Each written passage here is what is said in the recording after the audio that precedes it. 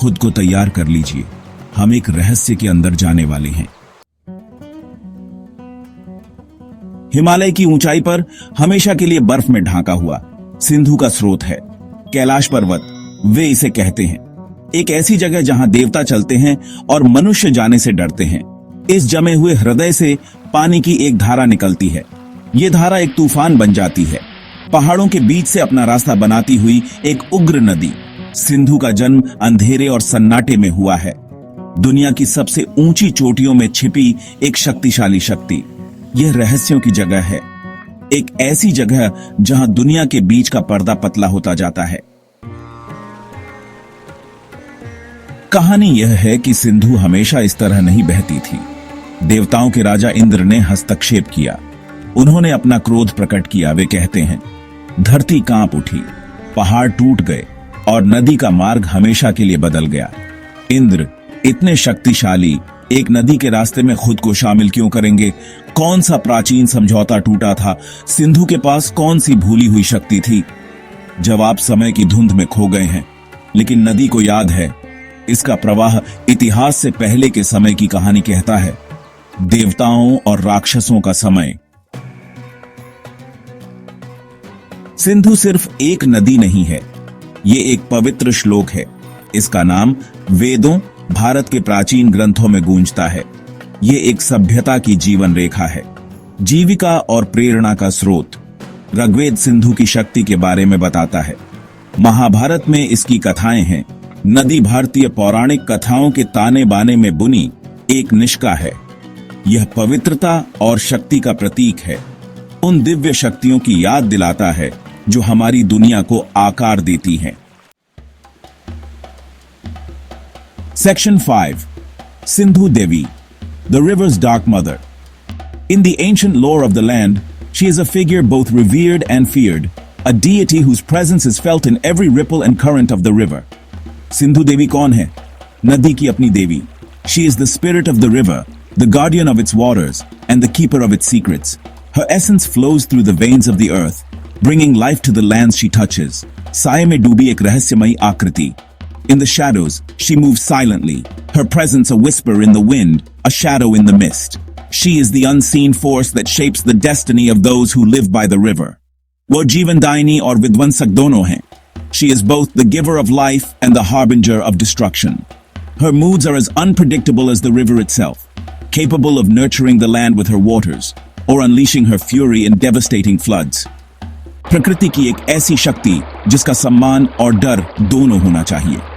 She is a force of nature to be respected and feared, a deity whose power commands reverence. The river is her domain, and within its depths, she holds court.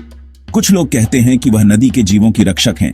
Some say she is the protector of the river's creatures, watching over the fish that swim in its waters and the birds that nest by its banks. अन्य लोग उनके क्रोध के बारे में फुसफुसाते हैं. Others whisper of her wrath, of the times when her anger has been provoked, leading to calamities that have struck fear into the hearts of those who dwell near the river. उन लोगों पर आने वाली बाढ़ और सूखे के बारे में जो उन्हें नाराज करते हैं. They speak of floods that have swept away homes and droughts that have left the land parched and barren, all believed to be the result of her displeasure. उनका असली स्वभाव एक रहस्य बना हुआ है. Her true nature remains a mystery, an enigma wrapped in the mists that rise from the river at dawn and dusk. लेकिन एक बात तो तय है, सिंधु उनका क्षेत्र है. But one thing is certain, the river is her realm. It is her kingdom, and she rules it with an unseen hand. और इसकी गहराई के भीतर उनका दरबार है. And within its depths, her court lies, a hidden world where she reigns supreme, a place where the mortal and the divine meet, and where the secrets of the river are guarded by its dark mother. Section 6. Cradle of Civilization, Shadows of a Lost World. Sindhu के किनारे कभी एक महान सभ्यता का घर हुआ करते थे. सिंधु घाटी सभ्यता, इंजीनियरिंग और कलात्मकता का एक अद्भुत नमूना. लेकिन उनके शहर अब खंडहर हैं. उनकी कहानियां समय के साथ खो गईं. इन लोगों का क्या हुआ? क्या उन्होंने नदी देवी को क्रोधित किया या सिंधु ने ही उनके खिलाफ करवट ली? जवाब रेत और खामोशी की परतों के नीचे दबे हुए हैं. लेकिन नदी को याद है, यह राजाओं की हड्डियों पर बहती है. और हवा में उनके नाम फुसफुसाती है। Section 7. Sacred waters, a confluence of faiths. The Sindhu River, known to many as the Indus, is more than just a body of water. It is a sacred thread that weaves together the diverse tapestries of various faiths and cultures. Sindhu सिर्फ एक नदी से कहीं बढ़कर है। यह विभिन्न धर्मों को जोड़ने वाला एक पवित्र धागा है। For centuries, this river has been a silent witness to the prayers, rituals and meditations of countless devotees. Hindu इसके जल का सम्मान करते हैं। They believe that its waters hold the power to purify the soul and wash away sins. The river is often seen as a divine entity, a goddess who nurtures and sustains life. बौद्ध इसकी शक्ति के किस्से सुनाते हैं। For Buddhists, the river is a symbol of the eternal flow of life and the path to enlightenment. Monks meditate by its banks, seeking inner peace and spiritual awakening. Jain इसे तीर्थ स्थल मानते हैं.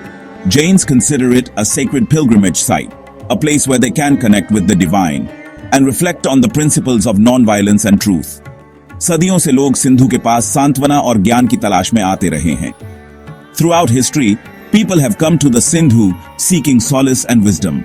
They gather by its banks to meditate, pray and find a sense of community. उन्होंने इसके जल में स्नान किया है, इसकी देवी को प्रार्थना की है और इसकी उपस्थिति में शांति पाई है. Bathing in its waters is believed to cleanse the body and soul. Prayers are offered to the river goddess and many find peace in its serene presence. नदी इस बात की याद दिलाती है कि कुछ चीजें खुद से भी बड़ी होती हैं.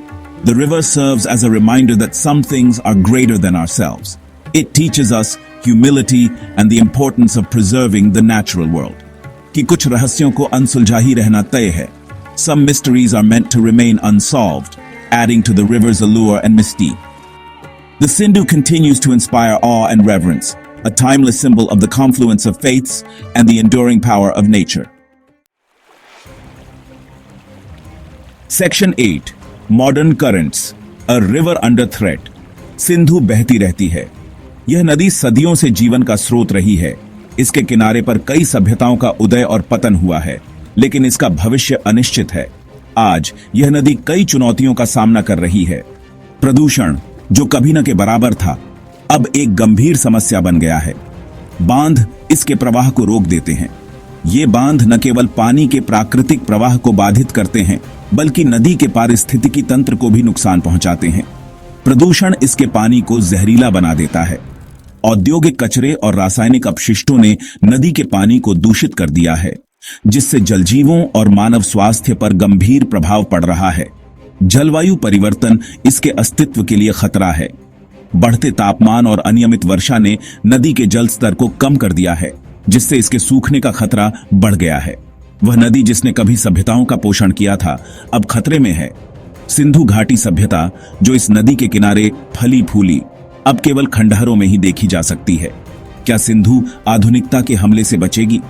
शहरीकरण और औद्योगिकीकरण ने नदी के किनारों को बदल दिया है, जिससे इसके प्राकृतिक सौंदर्य और पारिस्थितिकी तंत्र को खतरा है.